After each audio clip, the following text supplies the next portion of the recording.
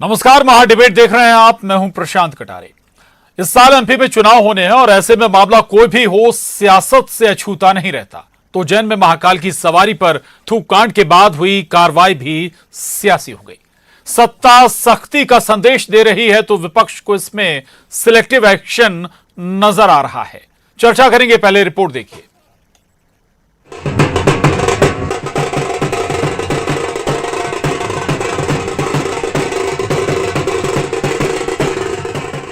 उज्जैन में महाकाल की सवारी पर थूकने के आरोपियों की गिरफ्तारी तो पहले ही हो चुकी थी। अब उनके अवैध निर्माणों को ढोल नगाड़ों के साथ ध्वस्त भी कर दिया गया।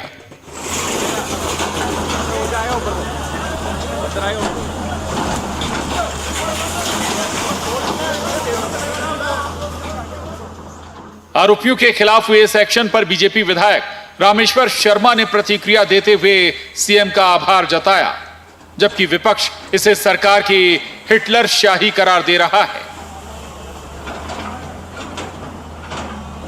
अगर तुमने अब इस तरह की सवारियों पर थूकना या शोभा यात्राओं पर पत्थर या मंदिरों की प्रतिमा तोड़ने का षड्यंत्र या साजिश की तो मुंह तोड़ जवाब दिया जाएगा। हिंदू समाज अपने हाथों से भी जवाब दे सकता है और सरकार भी जवाब देगी। लेकिन ये कान खोलकर सबको सावधान समझ लेना चाहिए कि हिंदुस्तान में भारत की भूमि पर भारतीय जनता पार्टी मोदी का राज है, मध्य प्रदेश में शिवराज सिंह चौहान का राज है। आज सारे हिंदू संगठन इकट्ठा होकर भजन मंडली लेकर डीजे और ढोल तमाशों के साथ आज वही मुस्लिम समाज के कुछ लोगों के घर को गिराते हुए नजर आ रहे हैं। ये काम हिटलर शाही का काम है। ये हिटलर की तरह काम किया जा रहा है, जो वोटों की राजनीति में एक समुदाय के खिलाफ आप इस तरह का काम, भय का वातावरण मध्य प्रदेश में बनाने की कोशिश कर रहे हैं, एक समुदाय को डराने धमकाने की कोशिश कर रहे हैं। ये कृत्य ठीक नहीं है। बीजेपी की चेतावनी भरी प्रतिक्रिया में कहा गया, शिव का अपमान करने वाले तांडव के लिए तैयार रहें। उधर कांग्रेस इसे सिलेक्टिव कार्रवाई बताकर सरकार के एक्शन पर सवाल खड़े कर रही है। ये शिवराज सरकार है। यहाँ पे ना सिर्फ अपराधियों पे कार्रवाई होती है, अपितु इतनी सख्त होती है कि उनके हौसले तक टूट जाएं। तो ये जो समाज में विध्वंस फैलाने के लिए, भाई को भाई से लड़ाने के जो षड्यंत्रकारी हैं, वे छोड़े नहीं जाएंगे, बल्कि गाजे बाजे के साथ तोड़े जाएंगे। हमारी आपत्ति इस तरह की कार्रवाई पर है, लेकिन हाँ, कानून जो तोड़े तो उस पर आप कार्रवाई करें, लेकिन जो आप सिलेक्टिव कार्रवाई करते हैं पहचान के, वो कार्रवाई गलत है। सावन के दूसरे सोमवार को बाबा महाकाल की सवारी के दौरान हुए इस थूक कांड की निंदा तो सभी ने की, लेकिन जब आरोपियों के खिलाफ एक्शन हुआ, सियासत ने इसमें अपने लिए एंगल खोज ही लिया। उज्जैन से अजय पटवा, भोपाल से शैलेंद्र भदौरिया, न्यूज़ 18 मध्य प्रदेश छत्तीसगढ़। तो उज्जैन में सोमवार, जी हां, सावन के दूसरे सोमवार का यह घटनाक्रम है। वीडियो सामने आया था, सोशल मीडिया पर भी आया था वीडियो, और उसके बाद हिंदू संगठनों ने इस मामले पे कार्रवाई की मांग उठाई थी। दरअसल जब महाकाल की सवारी शिप्रा से लौट रही थी, उसी दौरान एक विशेष समुदाय के युवकों ने महाकाल की सवारी पर थूका था, कुल्ला करके थूका था, और इसी पर आपत्ति थी इन हिंदू संगठनों की। अब एक्शन हुआ, और केवल एक्शन ही नहीं हुआ बल्कि अवैध निर्माण को भी ध्वस्त किया गया। चर्चा करेंगे, तमाम पहलुओं पर हम जाएंगे। चर्चा करने के लिए इस मसले पर दो खास मेहमान इस वक्त हमारे साथ जुड़ गए हैं। आशीष शर्मा जी हैं, विधायक बीजेपी, बहुत स्वागत है आशीष शर्मा जी न्यूज़ 18 पर। वरिष्ठ पत्रकार चैतन्य भट्ट जी हमारे साथ चर्चा में जुड़े हैं, आपका भी बहुत स्वागत है। आशीष शर्मा जी, आपने स्टोरी अगर सुनी होगी तो बड़ा स्पष्ट आरोप कांग्रेस लगा रही कि भाई एक्शन हो, ठीक है, कानून कोई तोड़ रहा है, एक्शन हो, लेकिन ये सिलेक्टिव एक्शन है, छीन कर, पहचान कर एक्शन हो रहा है। देखिए, अपराधियों को पहचान कर निकालना और उन्हें दंडित करना, यही एक श्रेष्ठ राज्य का और एक अच्छी कानून व्यवस्था का लक्षण होना चाहिए। कुछ लोगों के कारण यदि समाज की पूरी फिजा खराब होती है, कर्फ्यू लग जाता है, सामाजिक वैमनस्यता फैल जाती है, तो ऐसी घटनाओं पर तो तुरंत एक्शन लेना ही चाहिए। चंद लोगों के कारण पूरे शहर का वातावरण खराब हो जाए, प्रदेश का वातावरण खराब हो जाए, ऐसी घटनाएं, उन पर शिवराज जी की सरकार त्वरित एक्शन लेती है। सीधी वाला जो मामला हुआ था, आपने देखा होगा, उसमें भी सरकार ने कठोरतम कार्रवाई की है। और उज्जैन में बाबा महाकाल की सवारी, जिसको बाबा महाकाल के प्रति पूरे दुनिया में एक आस्था है, और प्रतिवर्ष श्रावण के सोमवारों पर यह सवारी निकलती है, बड़ी संख्या में लोग इसमें उपस्थित होते हैं, और ऐसी सवारी पर यदि कोई थूकने जैसा काम करे तो इसकी क्या निंदा नहीं की जाना चाहिए? क्या ऐसे तत्वों को दंड नहीं दिया जाना चाहिए? कांग्रेस स्पष्ट करे कि क्या वो थूकने वाले लोगों के साथ है। अगर कुछ इस घटना में जो शामिल लोग हैं जिन्होंने इतना खराब कृत्य किया है, जिसकी मिसाल देना भी मुश्किल है मेरे लिए तो, लेकिन अगर सरकार ऐसे तत्वों पर कार्रवाई कर रही है तो फिर उसको यह नहीं बताना चाहिए कि हम सिलेक्टिव कार्रवाई कर रहे हैं। जी ठीक, आशीष शर्मा जी, हाल ही में एआईएमआईएम अब मध्य प्रदेश में भी दस्तक दे रही, वो कह रही कि भाई ये हिटलर शाही है आपकी। देखिए, एआईएमएम किस तरह के बयान देती है, किस तरह की उनकी विचारधारा है, ये पूरे भारतवर्ष को पता है। असदुद्दीन ओवैसी जो उसके नेता हैं, वो किस तरह के बयान देते हैं, वो एक समाज विशेष की राजनीति करते हैं। लेकिन आपसे मैं पूछना चाहता हूं, यदि हिंदुओं के जुलूसों पर पथराव किया जाएगा, उनके मंदिरों को नुकसान पहुंचाया जाएगा, उनकी जो धार्मिक आस्था की यात्राएं हैं उनको रोकने का और इस तरह से थूकने का, पथराव करने का प्रयास किया जाएगा, तो समाज क्या चुप बैठेगा? अगर समाज चुप नहीं बैठेगा तो सरकार की भी यह जिम्मेदारी है कि जिन कुछ लोगों के कारण, जिनके मन में जिहादी मानसिकता है, जो इस तरह के कार्यक्रमों को संपन्न होते नहीं देखना चाहते, उन तत्वों पर कठोरतम कार्रवाई हो। और इसलिए ऐसी घटनाएं जहां भी होगी उनकी पुनरावृत्ति नहीं हो, इसलिए सरकार इस तरह की कार्रवाई करती है जो आने वाले लोगों के लिए नजीर बने। ठीक है चैतन्य भट्ट जी, जो माहौल खराब करने का अगर कोई काम कर रहा है, पर्टिकुलर समुदाय को लेकर यहाँ पर मसला भी है, जिन पर आरोप है युवकों को एक विशेष समुदाय से वो जुड़े हुए हैं, क्या ऐसे लोगों पर एक्शन नहीं होना चाहिए और कड़ा एक्शन नहीं होना चाहिएगा क्या? हाँ, ये जरूर हो सकता है कि क्या हो क्या ना हो, इस पर चर्चाएं जरूर हो सकती हैं। चैतन्य जी, देखिए प्रशांत जी, जो कुछ भी घटना हुई है वो बहुत ही निंदा करने योग्य है। एक बड़े बहुसंख्यक समाज की अगर कोई यात्रा निकल रही है और उसके ऊपर आप थूक रहे हैं या कुल्ला कर रहे हैं, तो ये निश्चित तौर पे एक विकृत मानसिकता है।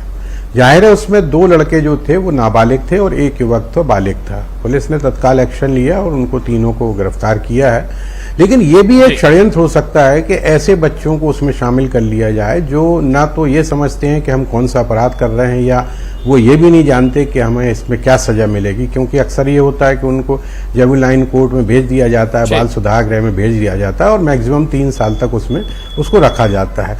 तो ये भी देखना होगा कि इसके पीछे किस तरह के लोगों की मानसिकता थी, उसमें बहुत से लोगों का कोई षड्यंत्र तो नहीं था। दूसरी बात, जो बुलडोजर वाली संस्कृति है, मुझे समझ में नहीं आता कि जब कोई व्यक्ति अपराध करता है तभी उसके घर का क्यों को तोड़ा जाता है। अगर अवैध निर्माण है तो ये नगर निगम की जिम्मेदारी है कि वो इस तरह के निर्माण जो अवैध हैं उनको तोड़े, चाहे वो अपराध कर रहे हों या ना कर रहे हों।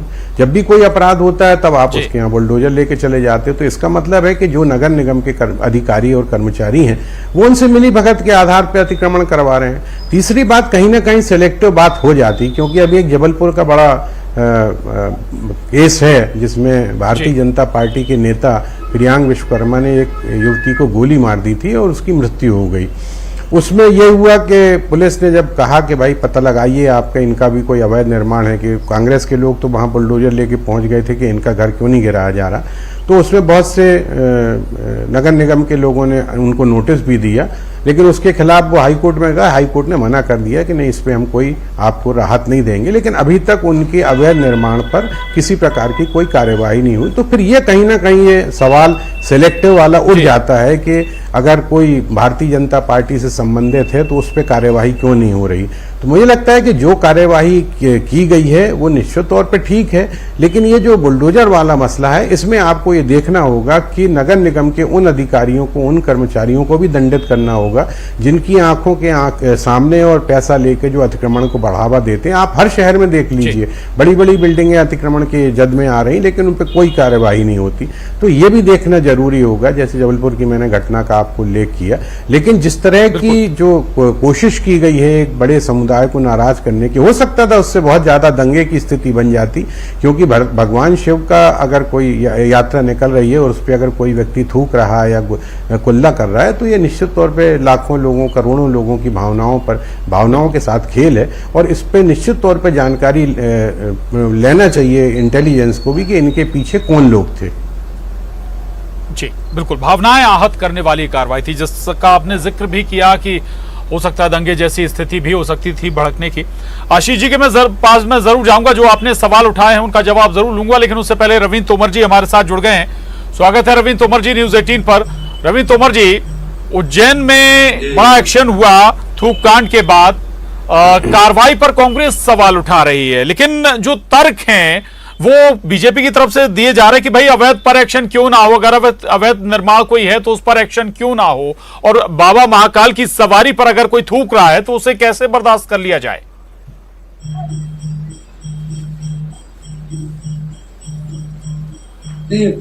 आपको मैं ये बताना चाहता हूँ, ये गांधी का देश है। ये बात ठीक है, कोई अपराध कर रहा है, कोई गलती कर रहा है, लेकिन हमें ये बताओ, इसका जवाब दो। और ये मैं भारतीय जनता पार्टी के शीर्ष नेतृत्व से पूछ रहा हूं कि एक परिवार में एक व्यक्ति गलती कर रहा है, लेकिन जिस घर को आप जमींदोज कर रहे हो उस घर में कितने लोग रह रहे हैं? उसमें माताएं बहनें हैं, बच्चे हैं, बुजुर्ग हैं, वो कहां रहेंगे जी? क्या पूरे के पूरे परिवार का अपराध है? ये कौन सा कानून निकाल दिया है? मैं पूछ रहा हूं, इसका जवाब दे। भारतीय जनता पार्टी की तानाशाही कब तक चलेगी? मैं कह रहा हूं कि जो अपराधी है उसको सजा मिलनी चाहिए, मैं इसका पक्षधर हूं। जो भावनाओं को आहत कर रहा है, भगवान के प्रति आस्था नहीं रख रहा है और आस्था को चोट पहुंचा रहा है, वो अपराधी है, उसको अपराधी को सजा मिलनी चाहिए। लेकिन मकान को जमींदोज करना, उस मकान के अंदर कितने परिवार रह रहे हैं और कितने दिनों से बना हुआ है, जब निर्माण अवैध हो रहा था उस समय कहां गई सरकार? 20 साल पहले का निर्माण हुआ तो 20 साल से तो भाजपा की सरकार है, तो कहां गए थे ये सिस्टम के बैठे लोग? तो समझने की बात ये तानाशाही नहीं चलेगी। केवल जो है तानाशाही पूर्वक बल प्रयोग करके निर्दोष लोगों को परेशान करना, ये सरकार की जिम्मेवारी नहीं है। सरकार की जिम्मेवारी है कि दोषी को सजा मिलनी चाहिए। लेकिन कानून में क्या है? कानून में तो यहां तक है कि 100 दोषी बच जाए, अगर एक निर्दोष नहीं फंसना चाहिए। जिन माताओं बहनों, जो माताएं बहनें उस घर में रह रही हैं, जो बुजुर्ग रह रहे हैं, आपने जमींदोज कर दिया, गलती एक व्यक्ति ने की, तो हम तो इसलिए आपत्ति कर रहे हैं इस पे। और ये इसलिए नहीं, हमारे विधानसभा क्षेत्र में भी ऐसी घटनाएं आई थी।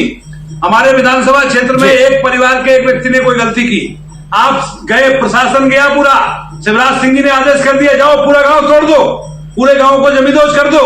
ये क्या तरीका है? ये कौन सी सिस्टम? ये अच्छा ठीक है, नहीं आपके सवाल जायज है। सत्ता आपके रविंद्र पास तोमर है। जी, रविंद्र तोमर जी, सवाल आपके जायज है, लेकिन इसी में एक सवाल और भी है रविंद्र तोमर जी। सवाल ये भी है कि अगर ठीक है, बहुत सारे लोगों के अवैध मकान या निर्माण हो सकते हैं, लेकिन क्या इस वजह से कोई अपराधी है उसका अगर चिन्हित होता अवैध निर्माण, उसे भी छोड़ दिया जाए, बख्श दिया जाए? रविंद्र, गांधी का देश है ये, और आज से नहीं, कई गांवों में मैं बता दूं, मैं मेरी बात आवाज आ रही? मेरी आवाज आ रही? जी कटारे जी, मेरी आवाज आ रही है आपको? जी हाँ बिल्कुल, आप बोलिएगा। मेरी आवाज, मैं निवेदन ये कर रहा हूं, ये गांधी का देश है। गांधी का देश है। कई गांव, कई शहर, कस्बे ऐसे हैं जिस समय बसाहट हुई उस समय वहां जो आपका जो शहरीकरण होने का जो नियम है कि जिस प्रकार से उसमें मकान बनना चाहिए, नक्शा पास होना चाहिए, वो उस समय लागू नहीं था। जब वहां मकान बने, जब वहां पर गांव में बसावट हुई, तो आज अगर वो नियम लागू हो रहा है, होना चाहिए, क्योंकि नियमानुसार कॉलोनी बसनी चाहिए, मकान बनने चाहिए। लेकिन ये भी ध्यान देना पड़ेगा, जब अवैध निर्माण हो रहा होता है उस समय सरकार कहां जाती है, प्रशासन कहां जाता है, उस समय कहां होते हैं? तो उस समय शुरू में ध्यान देने की बजाय उस परिवार को खत्म करने की योजना, मतलब एक ने गलती की, पूरे परिवार को सजा दे दो, ये कहां का न्याय है? मैं पूछना चाह रहा हूं आपसे।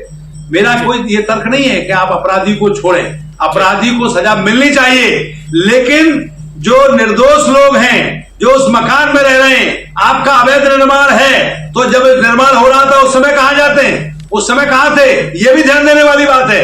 इससे बहुत लोग परेशान हैं, ये सीधी सीधी तानाशाही झलकती सरकार की इससे। जी ठीक बात है। आशीष शर्मा जी, चैतन्य भट्ट जी ने भी वही बात उठाई, रविंद्र तोमर जी भी वही बात उठा रहे हैं। जी जी, आ रहा हूं रविंद्र तोमर जी, आ रहा हूं आपके पास, जवाब ले लीजिएगा, आशीष जी का जवाब ले लीजिएगा। ठीक है रविंद्र जी बोलिएगा। आशीष शर्मा जी, दोनों चैतन्य भट्ट जी भी वही बात कह रहे हैं, रविंद्र तोमर जी भी वही बात कह रहे हैं कि भाई उस वक्त निगम का सिस्टम या अमला कहाँ था जब ये अवैध निर्माण हो रहा था। ये तो आपका एक और सामने आ गया इसके जरिए।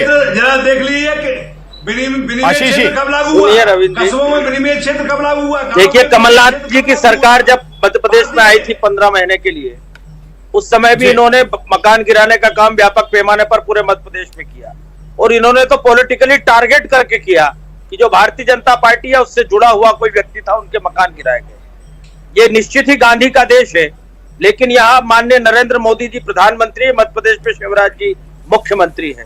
जिन तत्वों के कारण, जिन लोगों के कारण, जिन चंद मुट्ठी भर लोगों की खराब मानसिकता के कारण पूरे समाज और प्रदेश का वातावरण खराब होता है। खरगोन का हम दंगा देख चुके हैं, किस तरह खरगोन में रामनवमी के जुलूस पर पथराव किया गया और उसके कारण खरगोन कई दिनों तक कर्फ्यू के साए में रहा। बाबा महाकाल, जहां इनके युवराज भी दर्शन करने के लिए गए थे जब अपनी भारत जोड़ो यात्रा में आए थे, वो बाबा महाकाल करोड़ों भारतीयों की आस्था का केंद्र है, और वहां महाकाल पे तो प्राचीन समय से यात्राएं निकल रही हैं। लेकिन उस यात्रा पर यदि कोई थूकता है और उसके वीडियो आते हैं, उसके प्रमाण मिलते हैं, और ऐसे मामलों पर अगर सरकार कठोर कार्रवाई नहीं करेगी तो इस तरह की घटनाएं समाज में बढ़ेगी।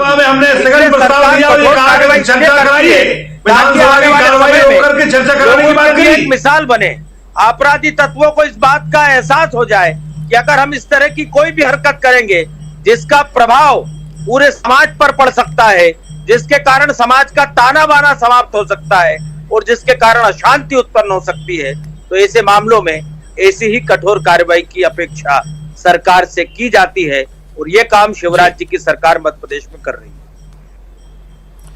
ठीक बात है। चले चैतन्य जी के पास जाऊंगा। चैतन्य जी, एक बात रवि जी भी उठा रहे थे कि भाई ठीक है, जिस शख्स ने, जिस व्यक्ति ने गलत किया है उसके खिलाफ एक्शन हो, लेकिन उसका खामियाजा पूरे परिवार को भुगतना पड़े, ये थोड़ी वाकई में चिंता वाली बात है। इस पर तो गौर करना भी होगा। नहीं, ये बात तो बिल्कुल सही है प्रशांत जी कि अगर किसी परिवार के किसी बच्चे ने कोई अपराध किया है तो उसकी जो सजा है वो पूरे परिवार को आप कैसे दे सकते हो। न्यायालय में भी उसी व्यक्ति को पेश किया जाता है जिसने अपराध किया। ऐसा नहीं कि अगर किसी व्यक्ति ने अपराध किया तो आप उसके पूरे परिवार को पकड़ के अदालत में पेश कर देते हैं। तो ये तो निश्चित तौर पे देखना होगा कि हमें इस तरह की कोई कार्यवाही ना करें। कानून, भारत में कानून का राज है, कानून अपने हिसाब से आपको सजा देगा, आप उनको पकड़िए, आप उनको अदालत में पेश कीजिए।